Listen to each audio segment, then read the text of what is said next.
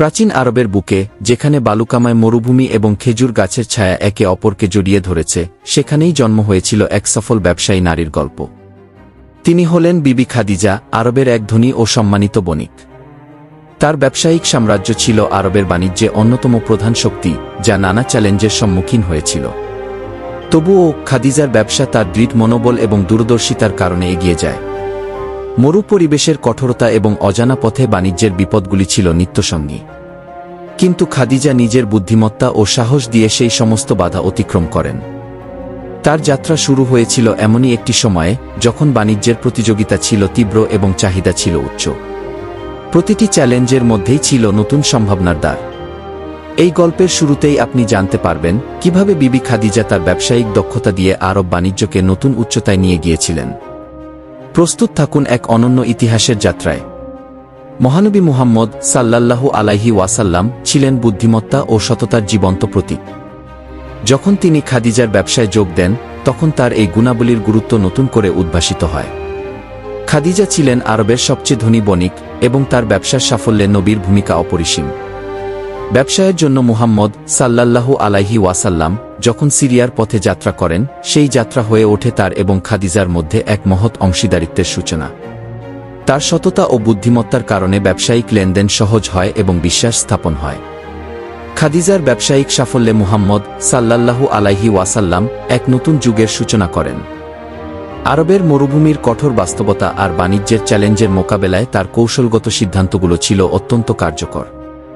এই অংশীদারিত্বের মাধ্যমে কেবল খাদিজার ব্যবসায়িক অবস্থানই মজবুত হয়নি, বরং একটি নতুন দৃষ্টান্ত স্থাপন হয়েছিল যেখানে সততা আর বুদ্ধিমত্তার মাধ্যমে সফলতা অর্জন করা যায়। আসুন আমরা এগিয়ে যাই এবং দেখি কিভাবে এই গুণগুলো ভবিষ্যতের জন্য উদাহরণ সৃষ্টি করে। কঠিন পরিবেশ ও জটিল বাণিজ্য পথের মাঝে ছিল বহু চ্যালেঞ্জ।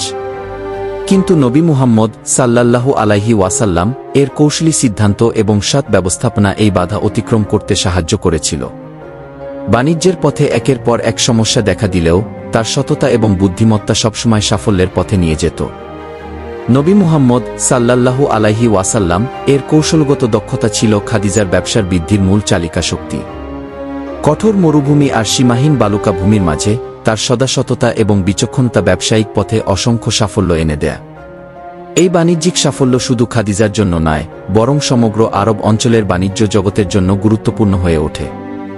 তার সৎ ভাবনা এবং ন্যায়নিষ্ঠা শুধু অর্থনৈতিক উন্নয়নেই সীমাবদ্ধ ছিল না, বরং তা যুগ যুগ ধরে মানুষের মনে অনুপ্রেরণা হিসেবে রয়ে গেছে। এই অধ্যায়টি ছিল নবী মুহাম্মদ সাল্লাল্লাহু আলাইহি ওয়াসাল্লাম এর জীবনে এক যুগান্তকারী সময়, যেখানে সততা এবং বুদ্ধিমত্তা দিয়ে তিনি চ্যালেঞ্জকে সুযোগে পরিণত করেছিলেন। এখন আমরা দেখব কিভাবে এই গুণাবলী তার উত্তরাধিকার হিসেবে থেকে যায় এবং পরবর্তী প্রজন্মকে অনুপ্রাণিত করে। বাণিজ্যিক জগতের মহানায়ক হিসেবে খ্যাতি অর্জন করে গিয়েছেন মহানবী মুহাম্মদ সাল্লাল্লাহু আলাইহি ওয়াসাল্লাম। তার বুদ্ধিমত্তা ও সততা শুধু খাদিজার ব্যবসায় সাফল্যই নয়, বরং এক স্থায়ী উত্তরাধিকার রেখে গেছে। খাদিজার ব্যবসা নতুন উচ্চতায় পৌঁছেছিল তার কৌশলগত চিন্তা ও সৎ ব্যবস্থাপনার মাধ্যমে। আরবের বাণিজ্য পথের কঠিন চ্যালেঞ্জগুলো তিনি সহজেই অতিক্রম করতে সক্ষম হয়েছিলেন।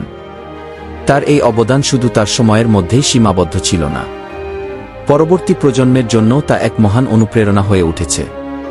তার বুদ্ধিমত্তা ও সততার গল্প আজও আমাদেরকে শিক্ষা দেয় যে সাফল্য অর্জনের পথে এই গুণাবলীর কোনো বিকল্প নেই।